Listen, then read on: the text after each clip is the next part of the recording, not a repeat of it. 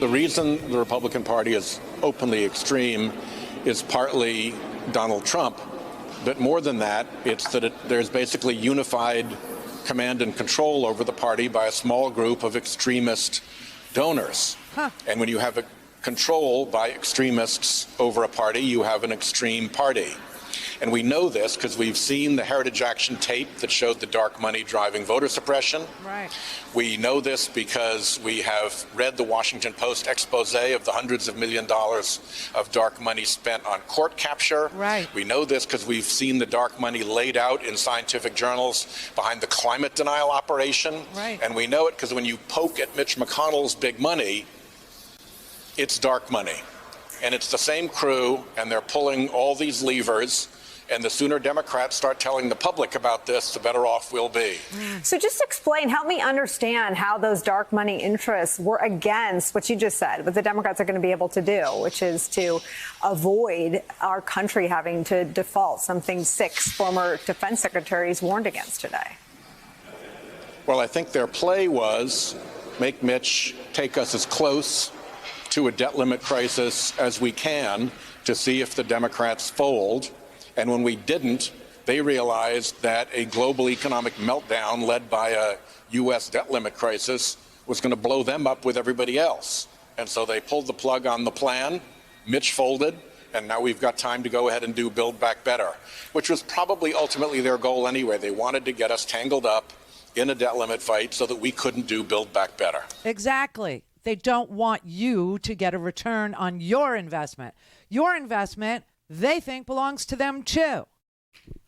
Now, Sheldon Whitehouse, he's exactly right. The kind of information that is clearly out there in scientific journals, in exposés, in unbelievable reporting that goes on to follow the money in this country, has clearly demonstrated that what is called court capture, putting Kavanaugh on the court, getting Amy Covid Barrett on the court 5 minutes before the election, even though Mitch McConnell had said that he couldn't put Merrick Garland up for even a confirmation hearing a year ahead of an election. When Obama was president, it didn't matter. They don't care about the hypocrisy. They care about the money. And the money tells Mitch McConnell what to do and when to do it and how to do it and how close to, default we should get, and that he needs to be a hypocrite and screw the tapes and it doesn't matter. And that's what goes on. And it is an extremist group of people. It's the Federalist Society. It's the Heritage Foundation.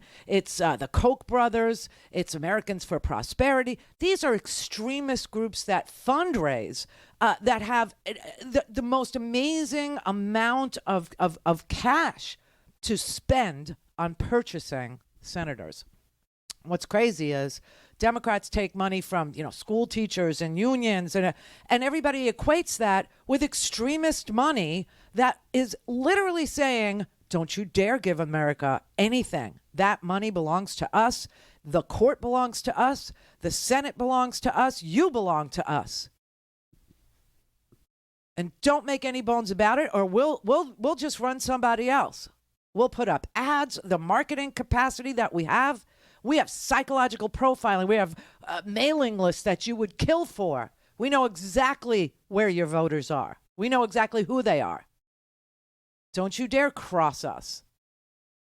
Don't you ever get crosswise with our hopes and dreams to extend fossil fuel into the future. Don't you ever get crossways with us and our attempt to make women barefoot and pregnant again because we're going to, rig court cases. And don't you ever get in the way, because we can buy very, very inexpensively state legislatures who will rig the elections for us now, and you won't stand a chance. We would rather put a Democrat in there than you. Or primary you, so we don't even have to make that Sophie's choice. It's so corrupt. It's so unbelievably, provably corrupt. That's what's going on there. That's what went on, yesterday. The money elite literally told Mitch McConnell, "All right, let's back down now." And I have news for you. This play will not be able to be run again in December because I think there is unanimity. I think that the Democratic Senate including Manchin and Sinema, are unified on one issue, and that is that America cannot default. And if and when December 3rd comes, and if and when we're not going to use reconciliation. It's too messy and it's too cumbersome. And then everything that, if there's one amendment, here's what you need to understand. If there's one amendment as they're debating in a reconciliation scenario, if there's one amendment that's adopted, well, then the whole bill is changed, right? Because you've added something to it. And you can't add a period, a comma, an extra E at the end of the word potato. You can't add anything to a bill that's already passed the House in the Senate without it having to go back to the House in order for the House to vote on the change. And then it goes back to the Senate. You can't do this. I mean, you could do it through reconciliation, but it would take forever. And the amendments to the budget could be so extraordinary. I mean, they could put up an amendment that says everybody with blue hair gets another 10 grand or just crazy stuff. Okay, crazy stuff. That's what Votorama is. It's 50 hours of very quick voting on every amendment that anybody can conceive in order to change the bill. And it would have to then go back. So they're not even going to use reconciliation. They're not going to do it. So does that mean they need 10 Republican votes to go through regular order where you need 60 votes? No, they're doing that today. Because that's what Mitch McConnell offered, that he would provide them with 10 Republican votes today to extend the debt ceiling until December 3rd. He's having a hard time finding 10 Republicans who will do this. Do you know that? That's what's going on right now. He's having a difficult time getting any Republican to vote with the Democrats on not defaulting the United States. Anyway, that isn't going to happen in December. Oh, no. Oh, hell no. In December, the Democrats are going to carve a place out of the filibuster rule for the budget. For the debt ceiling. I shouldn't say the budget. That's not correct. For the debt. For the money that mostly Republican presidents have already spent. And why do I say mostly Republican presidents have already spent? Well, because Republican presidents, George Bush passed a $1.2 trillion tax cut. Remember that? I don't know if you do. In a time of war, no less. FDR raised taxes to support a war.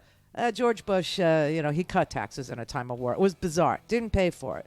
And then Trump came along and he did a massive tax cut. You know what the total of just those two presidents' tax cuts was? $3.5 trillion. Just saying. So let's not kid ourselves, okay? They never paid for any of this crap. This is what the debt is. And it's mostly made up of Republican policy positions that were not paid for. But we'll clean it up. But we're going to do it by ourselves. Don't have time to listen to the live show? Want to hear more on your schedule? Go to RandiRhodes.com and buy a stinking podcast.